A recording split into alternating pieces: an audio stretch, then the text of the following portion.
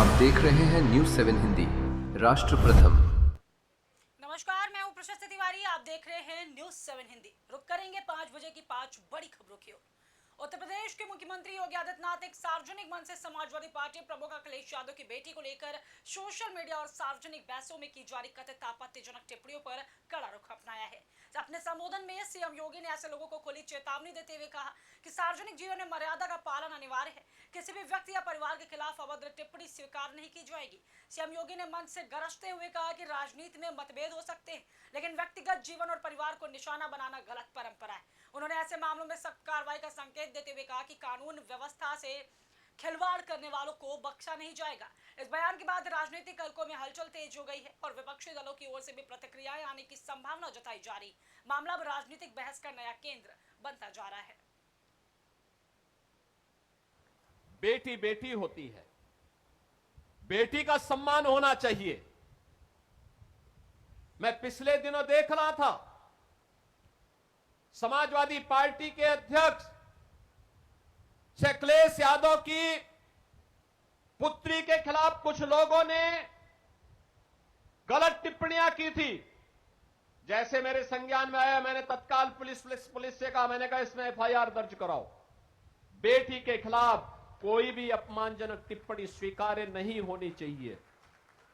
बेटी बेटी होती है और हम तो संस्कार में पले बसे हैं, जहां कहा जाता कि गांव की बेटी सबकी बेटी, गांव की बहन सबकी बहन।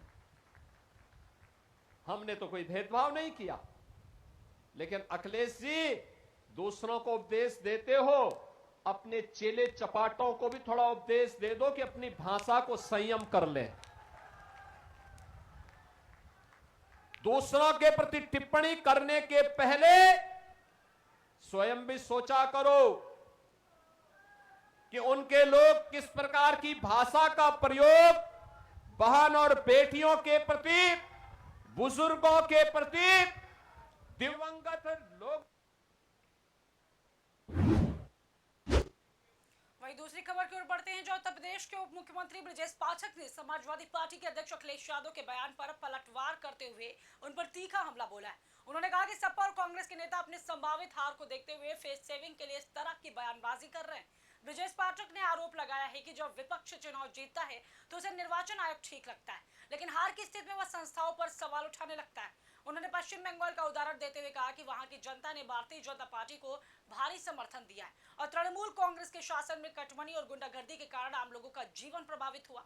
उप मुख्यमंत्री ने आगे कहा कि इसी तरह समाजवादी पार्टी के शासनकाल में भी प्रदेश में अराजकता का माहौल रहा है, आम जनता को परेशानियों का सामना करना पड़ा। उन्होंने दावा किया विपक्ष की हार तय है और भारतीय जनता पार्टी तीसरी बार प्रचंड बहुमत के साथ सरकार बनाएगी। सर, अखिलेश यादव ने कहा देश में सिर्फ एक मुद्दा है, बीजेपी हटेगी तभी समस्या। पार्टी के नेता हो या कांग्रेस के लोग, खासकर अखिलेश यादव जी अपनी संभावित हार को लेकर के फेस सेविंग के लिए इस प्रकार की बयानबाजी कर रहे हैं। कोशिश नीचे जब विपक्ष जीतता है तो उनको लगता है कि निर्वाचन आयोग अच्छा काम कर रहा है, और जब हारते हैं तो उनको लगता है कि अब इनकी दुकान सिमट गई है, ये दुकान बंद होने वाली है, अपनी फेस सेविंग के लिए इस प्रकार की बयानबाजी करते रहे। पश्चिम बंगाल में वहाँ की आम जनता ने जिस ढंग से भारतीय जनता पार्टी को प्रचंड बहुमत दिया है, उसके उपरांत जो वहाँ का विपक्षी दल है तृणमूल कांग्रेस, उसकी जो दुर्दशा पश्चिम बंगाल की जनता ने किया है, एक एक पश्चिम बंगाल का निवासी मानता है कि तृणमूल कांग्रेस की कटमनी और गुंडागर्दी ने पश्चिम बंगाल के आम लोगों का जीवन जीना दूभर कर दिया था। वही हाल समाजवादी पार्टी का प्रदेश में था। जब जब इस सत्ता में रहे हैं, आम आदमी का जीवन जीना दूभर किए थे, और इनको पता है कि इनकी अब दाल गलने वाली नहीं है, इसलिए केवल अपना फेस सेविंग के कारण इस प्रकार का बयानबाजी दे रहे हैं। उनकी हार सुनिश्चित है। प्रचंड बहुमत के साथ भारतीय जनता पार्टी 27 में तीसरी बार आ रही है। सर, अखिलेश यादव ने कहा देश में सिर्फ एक मुद्दा है, बीजेपी हटेगी तभी समस्या। पार्टी के नेता हो या कांग्रेस के लोग, खासकर अखिलेश यादव जी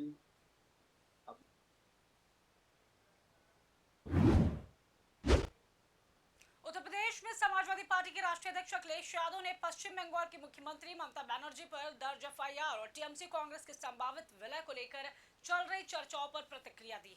अखिलेश यादव ने आरोप लगाया है कि भाजपा विपक्षी दलों को कमजोर करने की कोशिश कर रही।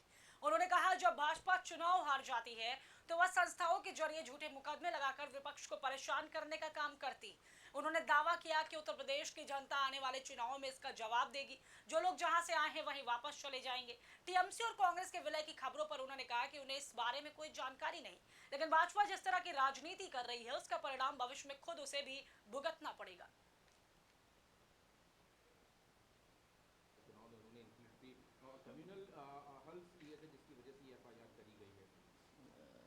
वो हार गए हैं, सरकार बीजेपी की है, उन्हें बीजेपी को, उनकी पार्टी को तोड़ना है। हर काम बीजेपी करेगी और ये समझ ले देश के लोग, बीजेपी जिसको भी तोड़ना चाहेगी संस्थाओं के माध्यम से झूठे मुकदमे लगा करके, डरा करके ये काम करेगी। लेकिन देश की जनता तैयार है आने वाले समय में, और खासकर उत्तर प्रदेश की जनता इनको जवाब देगी। जो लोग जहां से आए हैं वहीं से बाहर होंगे। तो तोड़ने की बात कही, लेकिन दूसरी तरफ देखा जा रहा है कि अभी कहा जा रहा है कि तमाम सूत्रों के हवाले से खबर आ रही है कि विलय हो सकता है बड़ी पार्टियों का कांग्रेस में, चाहे वो टीएमसी हो और ये सारे, क्योंकि अभी इनके जो सांसद। देखिए, इस पे मुझे कोई जानकारी नहीं है, मैं इस पर कुछ नहीं कह सकता।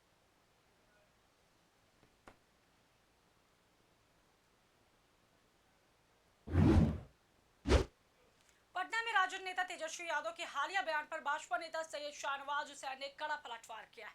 उन्होंने कहा जब तेजस्वी यादव या उनके परिवार पर कोई टिप्पणी होती है तो वे नाराज हो जाते, लेकिन खुद इस तरह की भाषा का इस्तेमाल करना सही नहीं।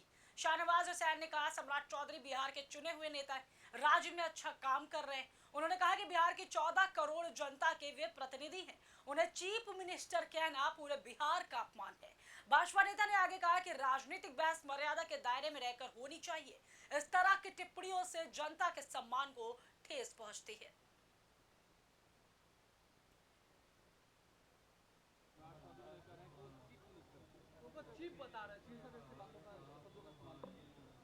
देखिए, जब तेजस्वी यादव और उनके परिवार के लिए कोई कुछ बोलता है तो नाराज होते हैं। सम्राट चौधरी चुने हुए मुख्यमंत्री हैं और बिहार के अंदर अच्छा काम कर रहे हैं। बिहार के 14 करोड़ लोगों के वो नेता हैं, उनको चीफ मिनिस्टर कहना ये बिहार का अपमान है। चीफ बता रहे हैं,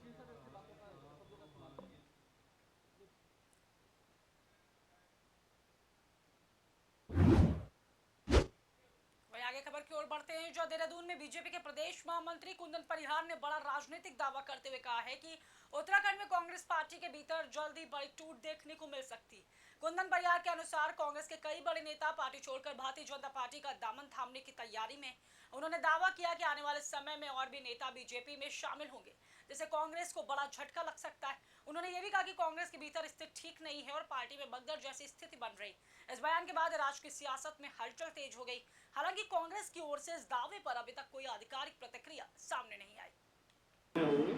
नहीं, देखिए, भाजपा है, भाजपा का यही तो काम है और वो कह रहे हैं तो उन्हें कहने दीजिए। मुझे नहीं लगता कि इन परिस्थितियों में कोई कांग्रेस का आदमी भारतीय जनता पार्टी में जाने का काम करेगा। आज उत्तराखंड के लोग बड़ी आशा भरी निगाह से कांग्रेस की ओर देखने का काम कर रहे हैं, तो हम सबका दायित्व बनता है कि लोगों ने जो विश्वास और जो आशा भरी निगाह से हमारी ओर देखने का काम कर रहे हैं, उनके उस विश्वास को हम कायम रखने का काम करें। और हम उत्तराखंड के लोगों से कहना चाहते हैं। श्रुति की शादी की तैयारी शुरू हो गई? हाँ, और आज शादी के गहने भी लेने हैं। हाँ, तो बस सीधे कल्याण ज्वेलर्स चले जाइए। कल्याण में अब मेकिंग चार्ज प्रति ग्राम सिर्फ 199 रुपए से। सबका कल्याण, है ना?